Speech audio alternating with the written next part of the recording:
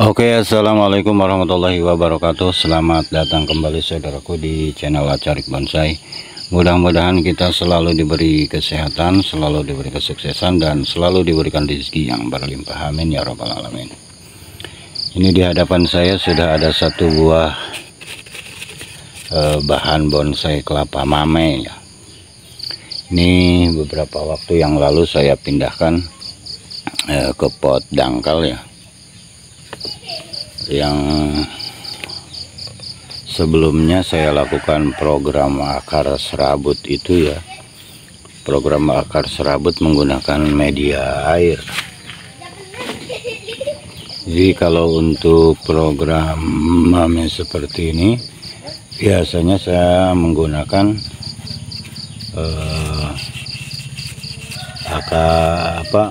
media air ya untuk program akar serabutnya, karena untuk mame saya menggunakan akar serabut ya. Jadi akar-akar utama yang besar seperti ini dipotong, dan dari potongan akar utama ini nanti akan tumbuh akar-akar serabut yang banyak bercabang ya. Kenapa menggunakan akar serabut? Karena yang namanya mame, bonsai kelapa mame itu tentunya tidak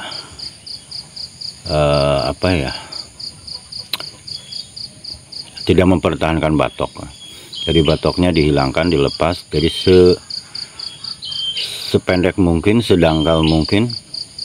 Tentunya kalau kita biarkan akar utama akan memanjang ya, dan akan memenuhi media.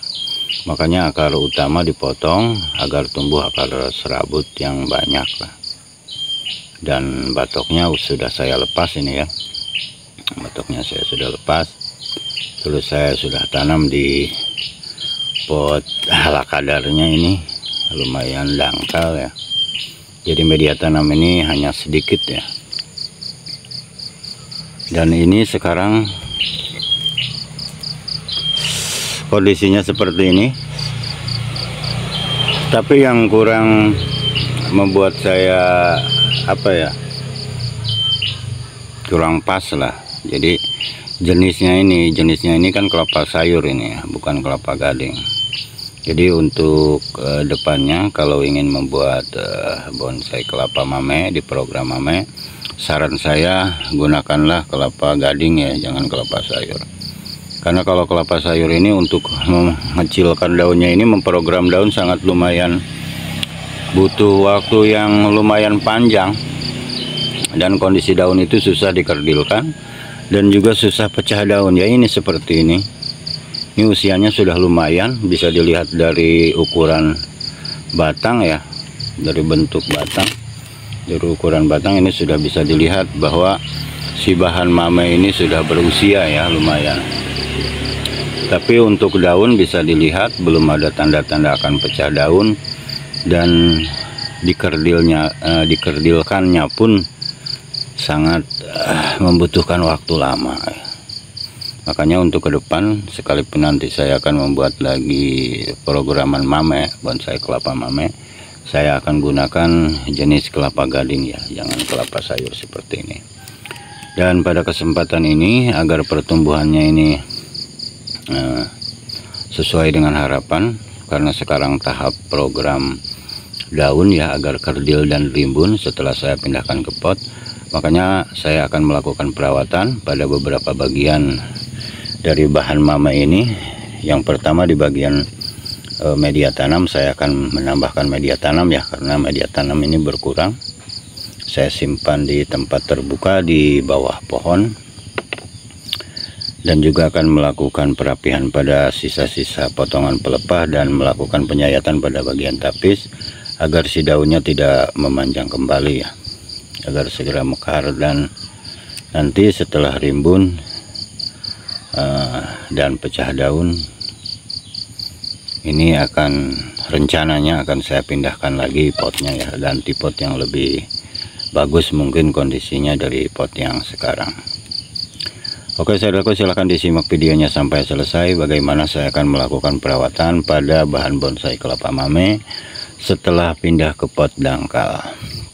Namun sebelumnya saya ingatkan kembali bagi saudaraku yang baru menemukan channel Acarik Bonsai, saya mohon dukungannya dengan cara like, comment, share, dan subscribe.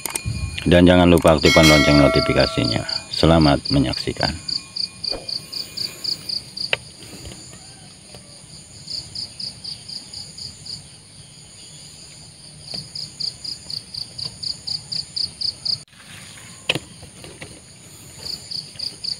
Untuk langkah pertama mungkin saya akan melakukan penambahan media dulu ya. Untuk media tanam saya basing ini hanya menambahkan apa sih ya, tanah campur pasir yang bekas yang di bawah air hujan itu. Tanah apa sih ya namanya ya, di asal dulu sementara ini, karena di bawahnya ini sudah saya gunakan campuran media tanam, kokopit, sekam, dan ada kohenya ya.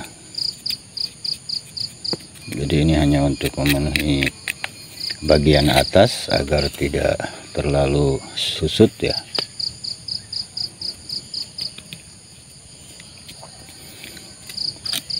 Agar bagian pangkal batangnya ini tertutupi oleh media tanam.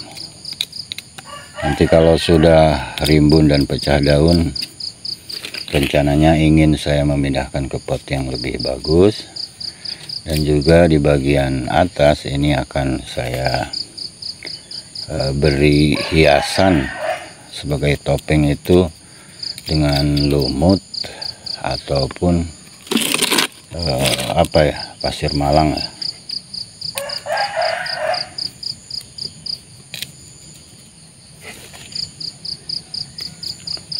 Dan nanti kalau saya membuat lagi, saya tidak akan menggunakan bahan dari kelapa sayur ya, karena ada beberapa bahan yang saya bikin mame, yang saya buat mame dari kelapa sayur, kondisinya itu hampir sama. Daun susah dikerdilkan dan susah pecah ya. Oke. Nah, saya akan merapikan bagian pelepah ya, sisa-sisa pelepah ini ya. Tapi saya tidak akan memangkas sampai habis untuk menyangga tunas ya, agar tidak terjadi potel ketika ada sentuhan ya, karena ini tempat terbuka, kadang ada ranting yang kering jatuh menimpa, ada juga mungkin ayam ya yang biasa mondar-mandir di tempat saya ini, tempat menyimpan ini. Ayam biasanya kesenggol ayam, kalau kurang kuat ini bisa terjadi patah ya.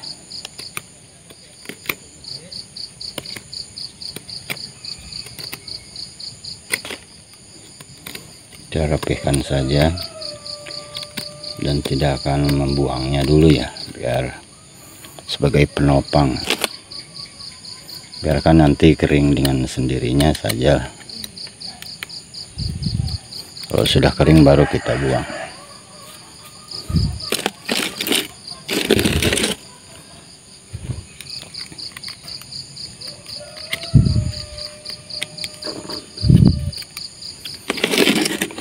Ini waktu pindahkan ke pot ini dari media air, melepas batoknya pun sangat mudah ya, karena memang sudah lumayan usianya. Jadi nutrisi yang ada di batok itu sudah habis, sudah kosong batoknya, jadi mudah melepaskan batoknya. Kita tidak usah memecahkan batok, termasuk kentos ya, yang ada di dalam itu sudah tidak ada, sudah memang benar-benar kering, benar-benar kosong. Cukup diputar pakai tangan, lepas si batok itu, lepas dengan sendirinya. Kalau memang usianya sudah, ini cukup hati-hati ya kalau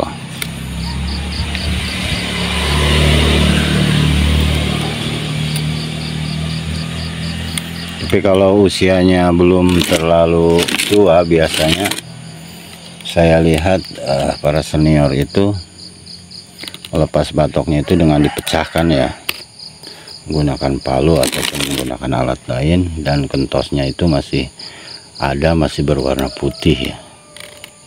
Tapi kalau ini kemarin saya pas lepas batoknya, jadi dengan mudah ya batoknya bisa terlepas karena memang sudah.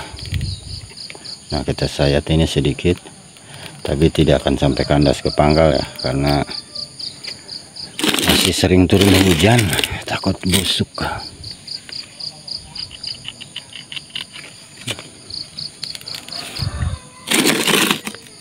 Nah, tinggal kita potong di bagian ini untuk tapis muda ini ya. Seperti ini saja, menurut saya sudah cukup ini.